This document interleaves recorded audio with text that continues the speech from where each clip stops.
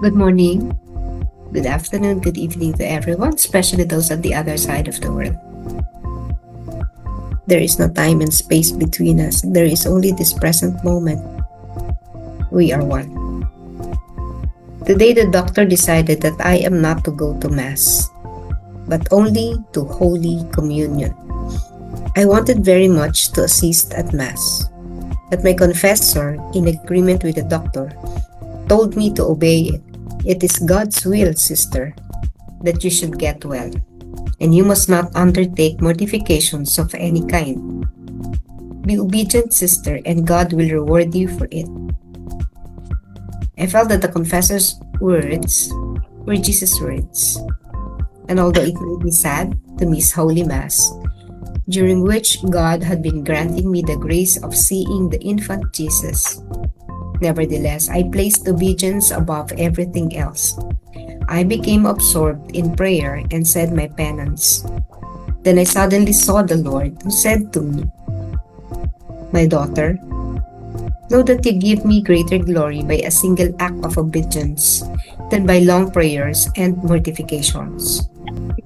Oh, how good it is to live under obedience, to live conscious of the fact that everything I do is pleasing to God.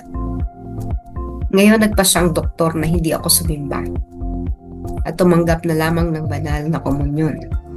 Luba ako nagnanais na tumulong sa misa, subalit sinabihan ako ng aking kompesor na sumunod batay sa pakikipagkasundo sa doktor.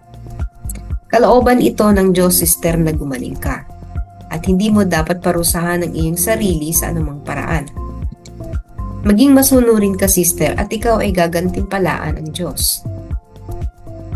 Naramdaman ko na ang mga salita ng kompesor ay kay Jesus, at bagamat nalungkot ako na hindi makakasimba, ipinakita naman ng Diyos ang grasya na makita ang batang Jesus. Gayunpaman, inuna ko ang pagtalima sa lahat ng bagay. Nalubog ako sa pananalangin at ginawa ang penitensya. Pagkatapos ay nakita ko ang Panginoon na nagwika sa akin, "Aking anak, dapat mong malaman na mas napapurihan mo ako sa isang gawa ng pagtalima kaysa sa mahabang panalangin at mortifikasyon. O napakasarap mabuhay na sumusunod na alam kong ang lahat ng aking ginagawa ay nakalulugod sa Diyos. My daughter, know that you give me greater glory by a single act of obedience than by long prayers and mortifications." Marami naman ng beses sinabi ni Jesus in the diary, I think more than twice or pangatlo na, more than 3 times na sinabi ni Jesus na napapapurihan siya, hindi sa pamamagitan ng mahahabang panalangin at mortifikasyon, kundi sa pagtalima. Noong mga panahon na yon, kasama ang kongregasyon na ito, parang kostumbre na, no? O kagawian na, bahagi na ng mga kongregasyon, yung tinatawag na mortification. Ang mga halimbawa po ng mortification, yung magsusuot ka ng sackcloth, yung parang suot ni Juan Bautista. No? Yung sackcloth kasi, yung sako, iba Makati yun. Pag yun ang sinuot mo, talagang penitensyang malupit ka nun. Sakate. No? Napaka-uncomfortable. Sarap-sarap isuot ng silk, no, na damit. Napakamahal ng silk. Pero pag nagsuot ka ng sako, ano ba naman ang value ng sako na napakamura? Tas yun nga, it does not give one comfort, no? Walang naibibigay na yung ano ba, yung hindi ka komportable. So other forms may be yung paghampas sa sarili, no? Flagellation. Nampas sila yung mga sarili nila, kung ano-ano, pinadudugo, as part of mortification. Minsan nagsusuot ng chain, o yung, ano ba yun, kadena. Bigat kasi yun, di ba? So talagang, aanuhin ka nun. Yung kadena, papapagalin ang ano mo nun, papagalin ng pagkilos mo. Saka may, no, discomfort din. So anything uncomfortable, yun yung mortification, and that is different from fasting, no? fasting is not a form of mortification. No? Ang fasting pa, yun yung mas spiritual pa yun kaysa sa mortification. And a lot of congregations are now doing away with, yun nga, mortification. We need to love ourselves. No? Bakit ba nga natin sasaktan ang ating sarili? No? And sabi nga ni Jesus, it is not pleasing to me. Mas pleasing sa akin yung sumunod ka. Ilang beses na rin yan sinabi ni Jesus, pero ginagawa pa rin ni Faustina. No? So you will think na sinasabi niya, be obedient. Kasi sinasabi rin, be obedient. No? Pero dahil palagi pa rin siyang, she loves suffering. No? Si Faustina, mahal na mahal niya. Parang ano siya, no? Kasi nga yung suffering, niaalay niya for the salvation of souls. So, she would really sacrifice a lot. Again, ako hindi ko naman yan hinuhusgahan yung mga ganong ginawa ni Faustina because it really saved a lot of souls. Hindi natin yan matatawaran. But for me, syempre, there are other forms of saving souls. Yun nga, yung sabi ko kahapon, no? She never wished, no? Hindi hinangad ni Faustina na gumaling sa kanyang sakit. Sapagkat bawat pain kanyang nararanasan ay pag-aalay sa pagliligtas sa mga kaluluwa. Siguro talagang tumatak lang sa kanya yung know that at the end, know that you will be accountable for multitude of souls. So, siguro talagang tumatak sa isip na yun na kailangan mong magbigay sa akin ng mga kaluluwa. And I think that was her way. One of her ways naman. Di naman natin sinabi na ito lang. But that was one of her ways to bring more souls. And really, nakapagdala naman niya ng maraming kaluluwa. Only that, at the present, natin ngayon, present time, marami tayong pwedeng forms, no, pagdadala ng kaluluwa. Especially tayo na nasa outside world, no? Hindi naman tayo katulad ni Faustina na nakakulong sa kumbento. Sa labas tayo. May, tayo, no? May nakikihalubilo tayo. We deal with a lot of people. And that is how we save them. We talk to them. We bring relief to them, no? Kapag nahihirapan sila, nasunugan sila, tinamaan ng kalamidad, mga ganun pang bagay, no?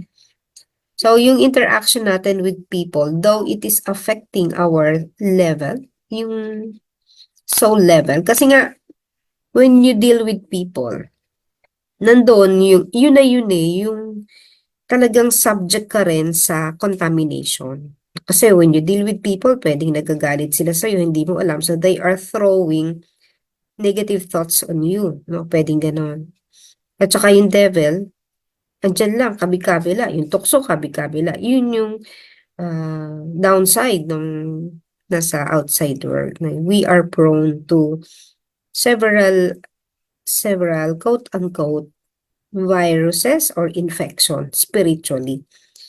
So, although it is also saving more souls.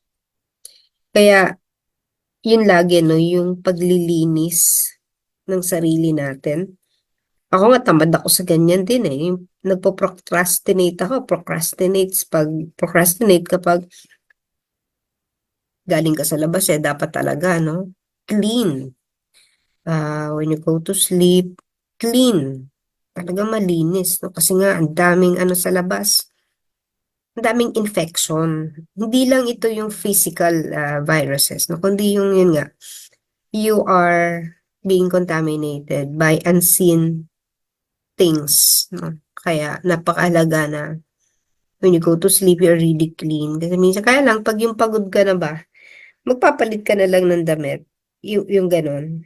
You'll just pray. Pero sa iba, it would be a long ritual of cleansing. Kasi nga, that is the consequence of dealing with people. Yung mga hermits, talagang bawal sa kanila yun. Parang pag nakakita sila ng maraming tao. Ano naman to, no? Observation ko, I do not know if it's really the way.